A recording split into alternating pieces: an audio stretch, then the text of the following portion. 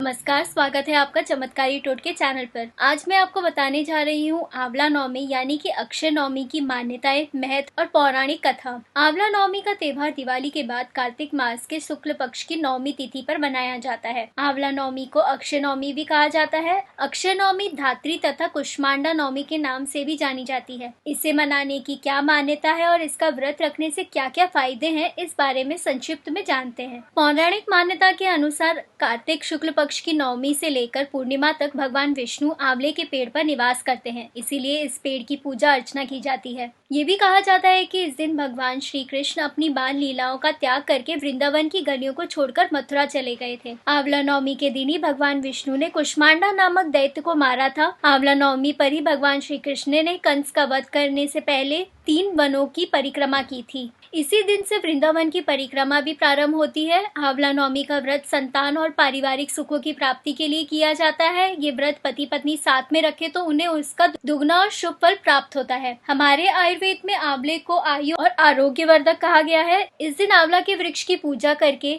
उसके नीचे बैठकर भोजन करने का बड़ा महत्व है। माना गया है कि इससे वर्ष आयु आरोग्य बना रहता है। इस दिन आंवला के फल का सेवन किया जाता है। जैसे कि अक्षय नाम से पता चलता है, इस दिन कोई भी दान या भक्ति संबंधी कार्य करने से इसका पुण्य फल कभी कम नहीं होता तथा व्यक्ति को न केवल इस जन्म में अपितु आगामी जन्मों में भी उसका पुण्य फल प्राप्त होता है। जानते हैं कैसे मनाते हैं आंवला नवमी। आंवले के वृक्ष के नीचे पूर्व दिशा में बैठकर पूजन कर उसकी जड़ में दूध देना चाहिए। इसके बाद पेड़ के चारों ओर कच्चा धागा बांधकर कपूर बाती या शुद्ध घी की बाती से आरती करते हुए 7 बार परिक्रमा करनी चाहिए। इस दिन महिलाएं किसी ऐसे गार्डन में जहां आंवले का वृक्ष हो वहां जाकर अक्षत, पुष्प, चंदन आदि से आंवले के वृक्ष की पूजा अर्चना कर पीला धागा लपेटकर वृक्ष की परिक्रमा करें। पूजा अर्चना के बाद खीर, पूरी, सब्जी और मिष्टान आदि का भोग लगाएं तथा वही भोजन करें। आंवला नवमी के दिन परिवार के बड़े बुजुर्ग सदस्य विधि विधान से आंवला वृक्ष का पूजा अर्चना करके भक्ति भाव से पर्व को मनाकर आंवला पूजन के बाद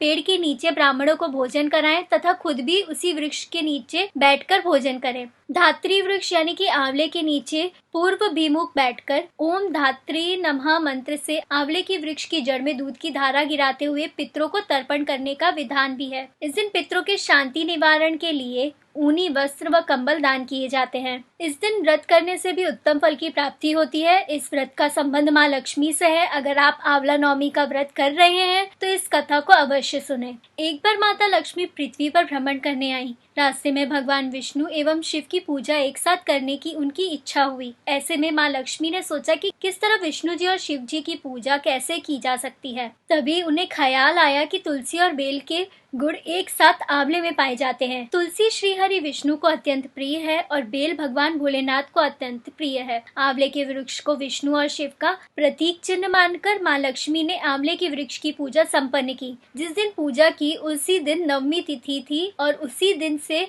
इसे आंवला नवमी कहा गया। माँ लक्ष्मी की पूजा से प्रसन्न होकर श्री विष्णु और शिव जी प्रकट हुए। लक्ष्मी माता ने आंवले के वृक्ष के नीचे भोजन बनाकर विष्णु और भगवान शिव को भोजन कराया। इसके बाद स्वयं ने भोजन किया। तभी से आंवला वृक्ष पूजन की ये परंपरा चली आ रही है। अक्षय नवमी के दिन अगर आंवले की पूजा करना और इसके नीचे बैठकर भोजन बनाना और खाना संभव नहीं हो तो इस दिन आंवला खाना भी लाभकारी होता है। जानते हैं आंवला नवमी के कुछ विशेष उपाय। घर में बरकत के लिए आंवला नवमी के दिन संध्या काल में आंवले के वृक्ष के नीचे घी का दीपक लगाएं और पूर्व दिशा की ओर मुख करके कनकधारा स्तोत्र का पाठ करें। मान्यता है कि इससे माँ लक्ष्मी अति प्रसन्न होती हैं और आय में वृद्धि के योग बनते हैं और बरकत बनी रहती है। आर्थिक समस्या से जूझ रहे हैं और पैसा हाथ में टिकता नहीं है तो आंवले के बीज को एक हरे कपड़े में बांधकर आंवला नवमी की पूजा में रखें और फिर धन स्थान पर रख दें। मान्यता है कि इस उपाय से पैसों की तमाम समस्याएं खत्म हो जाएंगी और माँ लक्ष्मी के आशीर्वाद से धन लाभ होगा।